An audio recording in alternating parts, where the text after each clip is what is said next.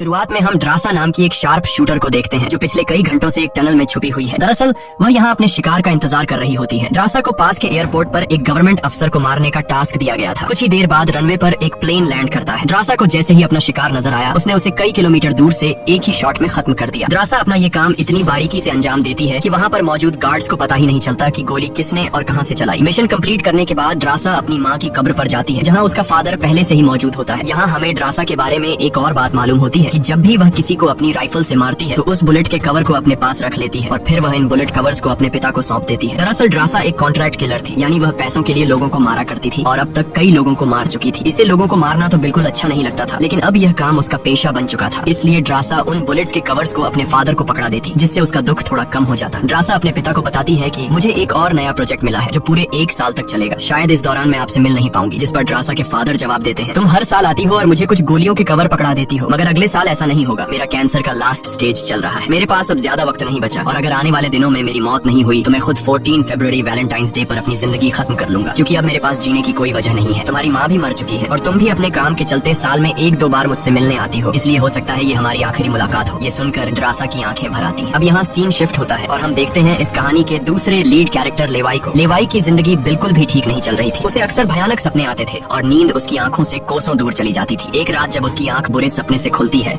तो लेवाई अपने घर से बाहर निकलकर समुद्र के किनारे पर आता है। यहाँ उसे थोड़ा बेहतर महसूस होता है और वह अपनी डायरी में कुछ लिखने लगता है। तभी लेवाई को अचानक उसके फोन पर एक मैसेज आता है। उस मैसेज में उसे एक एड्रेस दिया गया होता है जहाँ उसे जल्द से जल्द पहुँचने का कहा गया होता है। लेवाई बिना वक्त गंवाए एक मिलिट्री बेस पर पहुँचता है और वहाँ उसकी मुलाकात होती है एक लेडी ऑफिसर से जिसका नाम बार्तो है। बातचीत के दौरान हमें पता चलता है कि लेवाई कोई आम इंसान नहीं बल्कि एक आर्मी ऑफिसर था, लेकिन अब वह रिटायर हो चुका है। और सिर्फ इतना ही नहीं, वह एक डेडली स्नाइपर भी रह चुका है। वह अब तक 200 से भी ज्यादा लोगों को स्नाइपिंग से मार चुका है। बार्तो लेवाई से कहती है, मैं तुम्हें एक मिशन पर भेजना चाहती हूँ क्योंकि तुम एक बहुत ही अच्छे स्नाइपर हो और ये सिर्फ तुम ही कर सकते हो। लेकिन मिशन पर भेजने से पहले बार्तो लेवाई से एक बहुत ही जरूरी सवाल पूछती है। अगर तुम इस मिशन पर गए तो क्या तुम्हें याद करने वाला पीछे कोई है? ये बात सुनकर लेवाई को कुछ अजीब लगने लगता है, लेकिन फिर वह जवाब देता है, नहीं, मेरा इस दुनिया में अब कोई भी अपना नहीं है। ये सुनकर वो लेडी लेवाई से कहती है, तुम तैयारी कर लो, कुछ घंटे बाद तुम्हें उस मिशन पर भेजा जाएगा और वहाँ तुम्हें 1 साल के लिए रहना है। इसके बाद लेवाई को बेहोश कर दिया जाता है और जब उसकी आंख खुलती है तो वह अपने आप को एक एरोप्लेन में पाता है। लेवाई कुछ समझ नहीं पाता कि आखिर उसे कहाँ ले जाया जा रहा है और उसे किस तरह का मिशन सौंपा गया है। इसलिए लेवाई वहाँ पर मौजूद एक सोल्जर से पूछता है, मुझे कहाँ ले जाया जा रहा है? लेकिन वह सोल्जर लेवाई की इस बात का कोई जवाब नहीं देता, बस इतना कहता है, अपना आईडी और वॉच हमें दे दो, ये सब तुम्हें तब वापस मिलेगा जब तुम्हारा मिशन पूरा हो जाएगा। थोड़ी देर बाद वो सोल्जर उसे बताता है, अब तुम्हारा प्लेन से उतरने का वक्त आ चुका है। कुछ ही मिनटों में हम नो फ्लाइंग जोन एरिया में एंटर करने वाले हैं। यहाँ से आगे जाने की हमें परमिशन नहीं है। बस वह सिर्फ इतना बताता है कि नीचे उतरने के बाद तुम्हें अकेले 32 किलोमीटर नॉर्थ की तरफ पैदल जाना होगा, तब तुम अपनी मिशन वाली जगह पर पहुँच जाओगे। लेकिन लेवाई के दिमाग में अब भी एक ही बात चल रही थी। वो फिर से उस सोल्जर से पूछता है, आखिर हम जा कहाँ रहे हैं? इस पर सोल्जर जवाब देता है, मुझे इस सवाल का जवाब देने का परमिशन नहीं है। मेरी वर्दी में एक माइक्रोफोन लगा हुआ है। अगर मैंने तुम्हें इस जगह के बारे में बताया तो मुझे नौकरी से निकाला जा सकता है या फिर मारा भी जा सकता है। यह बात सुनकर लेवाई के गले में सांसें अटक जाती हैं। इसके बाद उसे एक पैराशूट दिया जाता है और प्लेन का दरवाजा खुलते ही लेवाई कूद जाता है और सेफली लैंडिंग करता है। लेकिन असली गेम तो अब शुरू होता है। 32 किलोमीटर की दूरी उसे पैदल तय करनी थी। लेवाई को पैदल चलते चलते 2 दिन बीत जाते हैं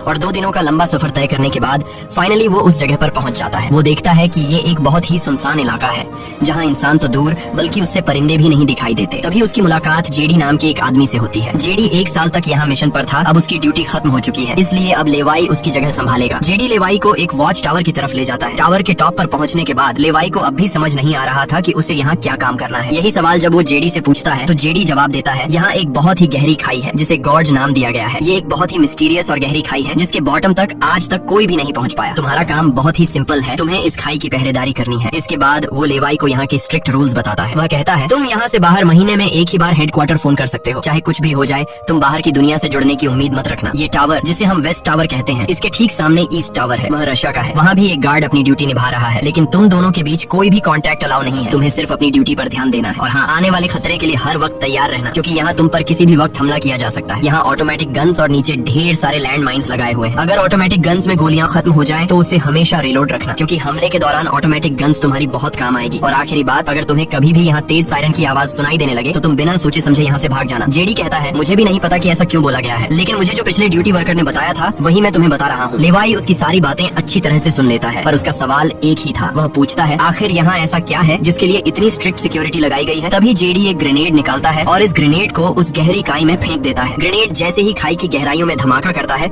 वहाँ वहाँ से एक अजीब भयानक आवाज गूंजने लगती है। वो आवाज किसी इंसान की बिल्कुल भी नहीं थी, वो किसी ऐसी चीज की थी जो अंधेरे में छुपी थी। जेडी लेवाई की तरफ देखता है और कहता है, ये आवाज जो तुम सुन रहे हो ये उन क्रीचर्स की है जिन्हें हम होलोमैन कहते हैं। ये क्रीचर्स इस घड़े के अंदर रहते हैं और तुम्हारी यहाँ पर ड्यूटी ये है कि इस घड़े के अंदर से किसी भी क्रीचर को बाहर निकलने नहीं देना है। कहा जाता है कि 1940 में यूएस आर्मी के 2400 आर्मी सोल्जर्स को इस गड्ढे के अंदर भेजा गया था ताकि यह सोल्जर्स उस गड्ढे के अंदर मौजूद सभी क्रीचर्स को खत्म कर सके। लेकिन आज तक उनमें से एक भी जिंदा सोल्जर वापस लौट कर नहीं आया। और अब जेडी लेवाई को पूरी इन्फॉर्मेशन हर एक चीज का बताकर घर वापस जाने की तैयारी करने लगा, क्योंकि उसने यहाँ 1 साल की ड्यूटी पूरी कर दी। अब लेवाई को यहाँ 1 साल तक ड्यूटी देनी थी। जेडी लेवाई को अलविदा कहकर यहाँ से निकल पड़ता है। वह बहुत खुश था क्योंकि 1 साल बाद वह घर जाने वाला था, लेकिन उसे पता नहीं था कि आगे उसके साथ कुछ ऐसा होने वाला है जिसके बारे में सोचने से भी डर लगता है। लोकेशन पर पहुंचने के बाद जेडी जैसे ही स्मोक करता है तब एक हेलीकॉप्टर उसे लेने के लिए आता है। वह हेलीकॉप्टर उसके लिए रस्सी नीचे फेंकता है और जेडी इस रस्सी के जरिए ऊपर हेलीकॉप्टर में चढ़ने लगता है। हेलीकॉप्टर में बैठा एक सोल्जर पहले जेडी की आइडेंटिटी कंफर्म करता है। जेडी जब उसे अपनी पूरी इन्फॉर्मेशन देता है तो हेलीकॉप्टर में बैठा वो सोल्जर पहले जेडी को शूट करता है और उसके बाद उसकी रस्सी काट कर उसे नीचे गिरा देता है। अब यहाँ एक बात तो साफ हो चुकी थी कि जो इस जगह आता है वो यहाँ से कभी लौट नहीं पाता। इसके बाद हमें अगले दिन का सीन दिखाया जाता है। लेवाई अपने काम को निभाने लगता है। सबसे पहले वो यहाँ की कुछ रिपोर्ट्स चेक करता है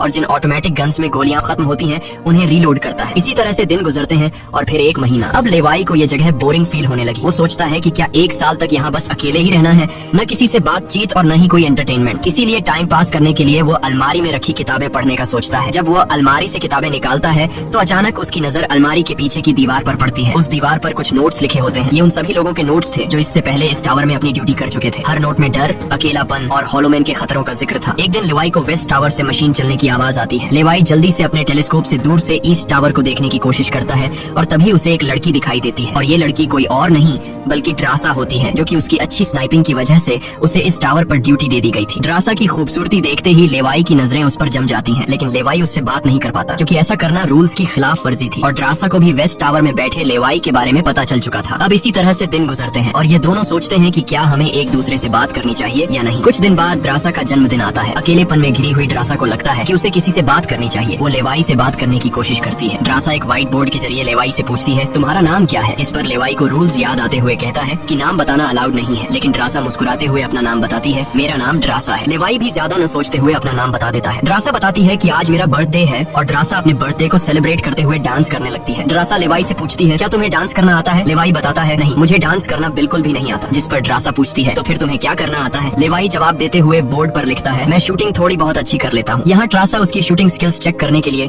अपने टावर पर एक छोटी सी बॉटल उसके सामने रख देती है और लेवाई अपने टारगेट को निशाने पर रखते हुए एक ही गोली में उस बॉटल को फोड़ देता है। अब यहाँ ड्रासा भी पीछे रहने वाली नहीं थी। वह भी अपनी शूटिंग स्किल्स को दिखाते हुए लेवाई के टावर में रखी एक छोटी सी बॉटल को बिल्कुल परफेक्ट शूट कर लेती है, जिससे लेवाई को पता चलता है कि ड्रासा कोई आम लड़की नहीं बल्कि वह एक डेडली स्नाइपर है। धीरे धीरे दोनों की बातचीत बढ़ने लगती है। ड्रासा और लेवाई एक दूसरे को समझने लगते हैं, लेकिन तभी जब ये दोनों बातचीत में मसरूफ होते हैं, ड्रासा की नजर अचानक नीचे गड्ढे की तरफ जाती है। वो देखती है कि नीचे से कुछ भयानक क्रीचर्स यानी होलोमैन तेजी से वेस्ट टावर की तरफ चढ़ रहे हैं। वह जल्दी से लेवाई को अलर्ट करती है, नीचे देखो, तुम्हारी तरफ कुछ क्रीचर्स बढ़ रहे हैं। लेवाई जैसे ही नीचे देखता है उसकी आंखें चौंक जाती हैं। नीचे सिर्फ 1 या 2 नहीं बल्कि हजारों क्रीचर्स ऊपर की ओर बढ़ रहे होते हैं। वो बिना वक्त गंवाए अपनी स्नाइपर राइफल उठाता है और एक एक करके क्रीचर्स को शूट करने लगता है, लेकिन क्रीचर्स की तादाद इतनी ज्यादा होती है कि लेवाई उन्हें अकेले संभाल नहीं पाता। इसलिए ड्रासा भी अपनी मशीन गन से गोलियां बरसाने लगती है। अब वेस्ट टावर यानी ड्रासा की तरफ भी क्रीचर्स बढ़ने लगे। ये दोनों अपनी अपनी साइड से इन क्रीचर्स को मारने लगते हैं, लेकिन तभी लेवाई देखता है कि एक क्रीचर ऊपर ड्रासा के टावर तक पहुंच चुका है और वह क्रीचर जैसे ही ड्रासा पर हमला करने वाला होता है तो लेवाई ईस्ट टावर से अपनी जबरदस्त स्नाइपिंग स्किल्स का इस्तेमाल करते हुए उस क्रीचर को मार गिराता है। अब लेवाई और ड्रासा दोनों को एहसास हो जाता है कि इस खतरनाक जगह में अगर जिंदा रहना है तो उन्हें मिलकर लड़ना होगा। सब कुछ संभालने के बाद ड्रासा बताती है, ये मेरी लाइफ का सबसे बेस्ट बर्थडे था। अगली सुबह लेवाई नीचे लगी लैंड माइंस को ठीक करता है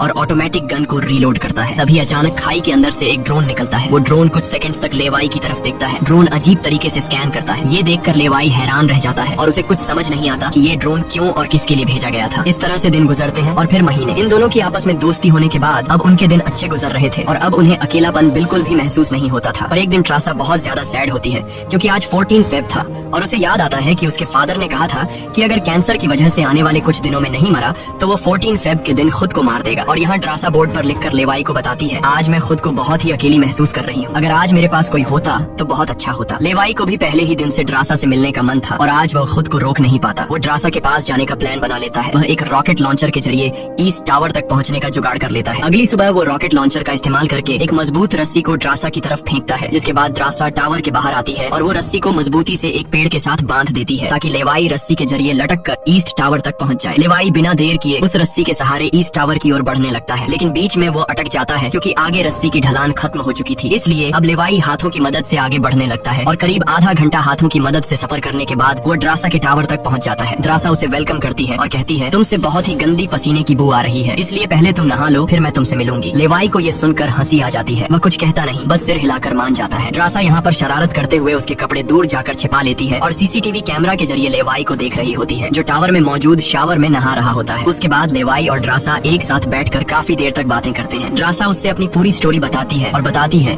कि अब इस दुनिया में मेरा कोई नहीं रहा, सिर्फ मेरे फादर जिंदा बचे थे, पर कल के दिन उसने भी खुद को मार दिया होगा। यहाँ लेवाई भी ड्रासा को रात में आने वाले भयानक सपने और अपने उन दिनों के किस्से सुनाता है जब वो यूएस आर्मी में था। इस तरह से बातें करते करते रात हो जाती है। ड्रासा यहाँ एक सॉफ्ट म्यूजिक लगा लेती है। ये दोनों म्यूजिक की धुन पर डांस करने लगते हैं। इसी डांस के दौरान वो एक दूसरे के करीब आने लगते हैं और उनके बीच रोमांस होने लगता है। कुछ देर बाद लेवाई ड्रासा की तरफ देखकर एक मुस्कान के साथ कहता है, मैंने तुम्हारे लिए एक शायरी लिखी है, जब हम यहाँ से निकलेंगे तभी मैं तुम्हें वो शायरी दूंगा। अगले दिन लेवाई को वापस अपने वेस्ट टावर लौटना था। वह ड्रासा को अलविदा कहता है और रस्सी के सहारे वेस्ट टावर की तरफ चलना शुरू कर देता है। ड्रासा भी उसे जाते हुए देखती रहती है, लेकिन तभी हम देखते हैं कि कुछ क्रीचर्स ऊपर टावर की तरफ बढ़ रहे हैं, जिनमें से एक क्रीचर वहाँ लगे लैंड माइन से टकरा जाता है और एक जोरदार धमाका होता है। लैंड माइन के फटने से जो उसके लोहे के पार्ट्स हवा में उड़ जाते हैं, उनमें से एक पार्ट रस्सी से टकरा जाता है, जिससे रस्सी टूट जाती है और वो तेजी से उस खाई में गिर जाता है। लेवाई को गिरते देखकर ड्रासा बिना सोचे समझे अपना पैराशूट उठाकर वह भी उस खाई में कूद जाती है। खाई की गहराई में गिरने के बाद ड्रासा पानी की तेज बहाव वाली नदी में बहने लगती है। वह किसी तरह करके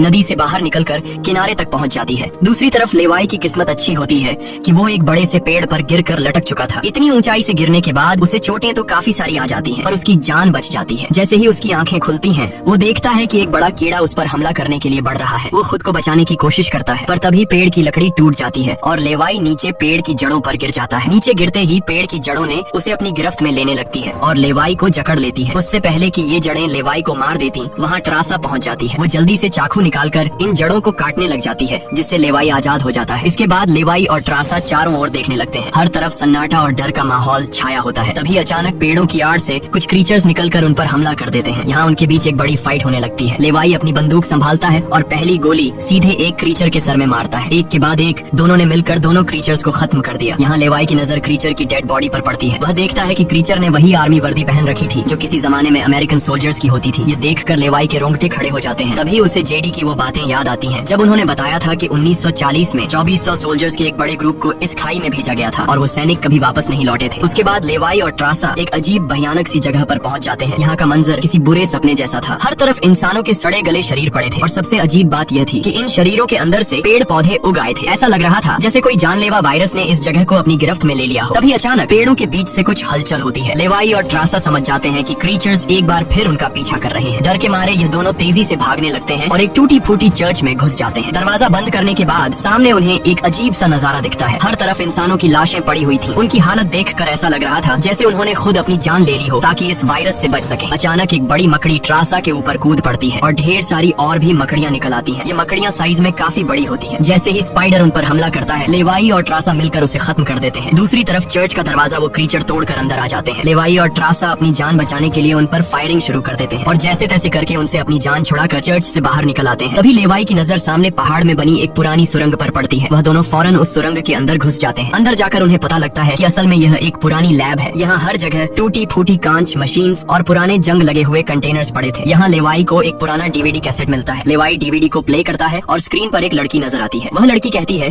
कि हम लोग यहाँ एक सीक्रेट केमिकल मिसाइल प्रोजेक्ट पर काम कर रहे थे। हमारे साथ सैकड़ों साइंटिस्ट थे, पर एक दिन यहाँ भूकंप आया। भूकंप के तेज झटके से मिसाइल की केमिकल लीक हो गई। जहरीला केमिकल हवा में मिलने लगा। कुछ ही घंटों में लोग वायरस से इन्फेक्ट होने लगे। वह लड़की अपना पेट दिखाते हुए बताती है कि मैं भी इन्फेक्टेड हूँ। हालांकि हमने मिलिट्री को सब कुछ बताया। हमने उनसे कहा कि इस पूरे इलाके को बॉम्बिंग करके तबाह कर दिया जाए ताकि इन्फेक्शन और फैल न सके, लेकिन उन्होंने हमारी बात नहीं सुनी। इस वीडियो को देखने के बाद लेवाई को वहाँ एक नए जमाने का कंप्यूटर मिलता है। लेवाई को समझ नहीं आता कि इस जगह में आज के दौर का कंप्यूटर कैसे रखा गया है। लेवाई उसे ऑन करता है और उसमें मौजूद जानकारी को देखकर एकदम सुन रह जाता है। उसे डार्क लेक नाम की एक कंपनी के बारे में पता चलता है जो पैरामिलिट्री बनाने का काम करती है। ये कंपनी यहाँ से इन्फेक्टेड लोगों के सैंपल्स इकट्ठा करके अपने कंट्री के सोल्जर्स को सुपर सोल्जर्स में कन्वर्ट करने के लिए उन पर एक्सपेरिमेंट करती है। यही वजह है कि कोई भी देश इस जगह को मिटाना नहीं चाहता। इसके अलावा लेवाई को यह भी पता चलता है कि यह जो खाई है यहाँ पर एक बहुत ही बड़ा मिसाइल है, जिसकी एक्टिवेशन पर जब वो फटेगा तो 4.2 किलोमीटर की लंबाई में सब कुछ मिटा देगा। लेवाई और ट्रासा ये सारा राज समझ जाते हैं। उन्हें पता चल जाता है कि जिस लेडी बार्तो ने उन्हें यहाँ भेजा था वही इस जगह की ओनर है और वो इस जगह का गलत इस्तेमाल कर रही है। और इस जगह को सीक्रेट रखने के लिए लेडी बार्तो हमेशा ऐसे इंसान को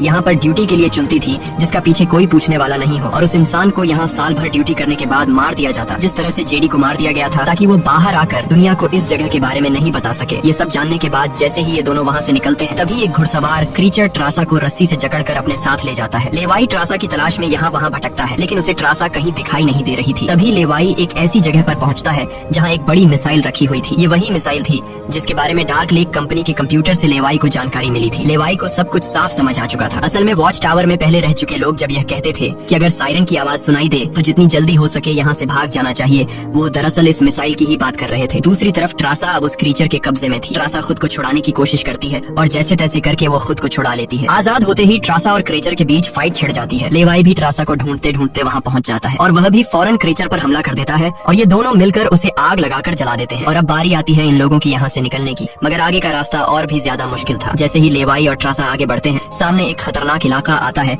जहाँ से निकलना एक बहुत ही बड़ा चैलेंज था। यहाँ इंसान और पौधे आपस में पूरी तरह से जुड़े हुए थे, जैसे कि वह किसी खतरनाक एक्सपेरिमेंट का नतीजा हो। खैर, ये लोग हर कदम को संभाल कर रखते हुए आगे बढ़ते हैं कि तभी ट्रासा का पैर फिसल जाता है, जिससे ये पौधे एक्टिवेट हो जाते हैं। वो ट्रासा को जकड़ लेते हैं, लेकिन यहाँ लेवाई हिम्मत दिखाते हुए आगे बढ़ता है और अपनी पूरी ताकत से ट्रासा को छुड़ा लेता है। वह बॉम्ब का इस्तेमाल करके वहाँ के पूरे प्लांट सिस्टम को उड़ा देता है। लेवाई ट्रासा को लेकर वहाँ से बाहर निकल आता है। थोड़ा सा आगे चलने के बाद उन्हें एक गैराज नजर आता है जहाँ पर एक गाड़ी खड़ी होती है। ये दोनों जल्दी से उस गाड़ी में बैठ जाते हैं और उस जगह से निकलने की कोशिश करने लगते हैं। आखिरकार कुछ दूरी तय करने के बाद उन्हें एक रस्सी नजर आती है जो ऊपर वॉच टावर तक जाती थी, लेकिन अब वो क्रीचर्स भी उनका पीछा करते हुए वहाँ तक पहुँच चुके थे। अब यहाँ रस्सी को हाथों से पकड़कर ये लोग अगर ऊपर चढ़ते तो ये क्रीचर्स इन्हें मार देते। इसलिए लेवाई समझदारी से काम लेते हुए जीप को रस्सी से बांधकर ऊपर चढ़ने लगते हैं। ये लोग जीप को इसलिए रस्सी से बांध लेते हैं ताकि ये दोनों जीप में बैठकर उनके हाथ क्रीचर्स के साथ लड़ने के लिए फ्री हों। वो क्रीचर्स उन पर हमला करते हैं और यहाँ उनके बीच एक बड़ी फाइट होती है, लेकिन वो क्रीचर्स तादाद में काफी ज्यादा थे, इसलिए वो इन पर भारी पड़ रहे थे। यहाँ लेवाई के दिमाग में एक आइडिया आता है। वह जीप की पेट्रोल टैंक इन क्रीचर्स पर लीक कर देता है, जिससे निकलने वाले तेल को आग लगाकर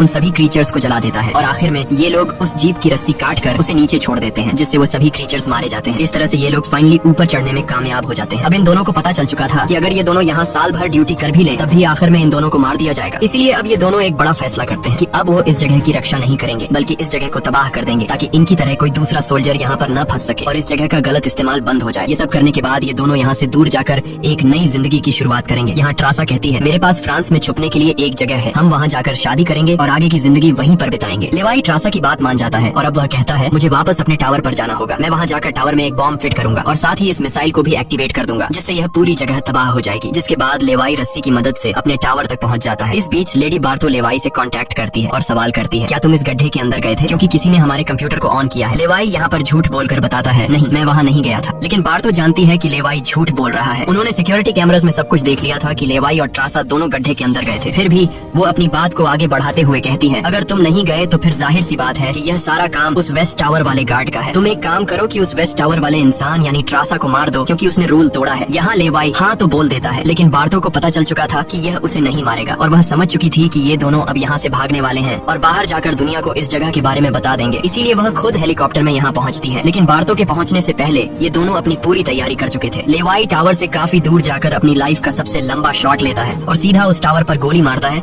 जो सीधा नीचे मिसाइल से कनेक्ट था, जिससे एक तेज सायरन बजने लगता है। अब उनके पास टाइम कम था। ये दोनों तेजी से भागने लगते हैं क्योंकि जब मिसाइल फटेगी तो वह 4.2 किलोमीटर के एरिया को तबाह कर देगी। लेवाई और ट्रासा दोनों पूरी ताकत से जंगल की ओर भागने लगते हैं। ट्रासा अपनी जान बचाते हुए उस जगह से काफी दूर निकल जाती है, लेकिन लेवाई के पैर में चोट आई थी जिससे वह तेज नहीं भाग सकता था। दूसरी तरफ बार्तो को भी यह समझ आ चुका था कि जल्द ही मिसाइल ब्लास्ट होने वाला है। ठीक इसी वक्त मिसाइल एक्टिवेट हो जाती है और एक बहुत ही बड़ा धमाका होता है जिससे पूरी खाई तबाह होने लगती है। ये ब्लास्ट इतना भयानक था कि उसके लपटने और झटके दूर तक फैल गए, जिसमें बार्तो का हेलीकॉप्टर भी उस धमाके की चपेट में आ जाता है और वह वहीं मारी जाती है। ट्रासा ने तो 4.2 किलोमीटर का फासला तय कर लिया था, लेकिन लेवाई उस धमाके की लपेट में आ जाता है और धमाके से आने वाली तेज हवा उसे पानी में गिरा देती है। दूसरी तरफ खाई में सभी क्रीचर्स मारे जाते हैं। अब सिर्फ ट्रासा उस धमाके में जिंदा बच गई थी और वह एक ऊंची जगह पर खड़ी होकर लेवाई का इंतजार करने लगी। इंतजार करते करते रात हो जाती है, लेकिन लेवाई का कोई अता पता नहीं चलता। वो समझ जाती है कि अब लेवाई जिंदा नहीं रहा, जिसके बाद कहानी यहाँ से कुछ महीने कहानी आगे शिफ्ट होती है। त्रासा लेवाई की लिखी हुई कविता को पढ़ती है। हर एक शब्द में उसे लेवाई की यादें महसूस होती हैं। आंखों में आंसू लिए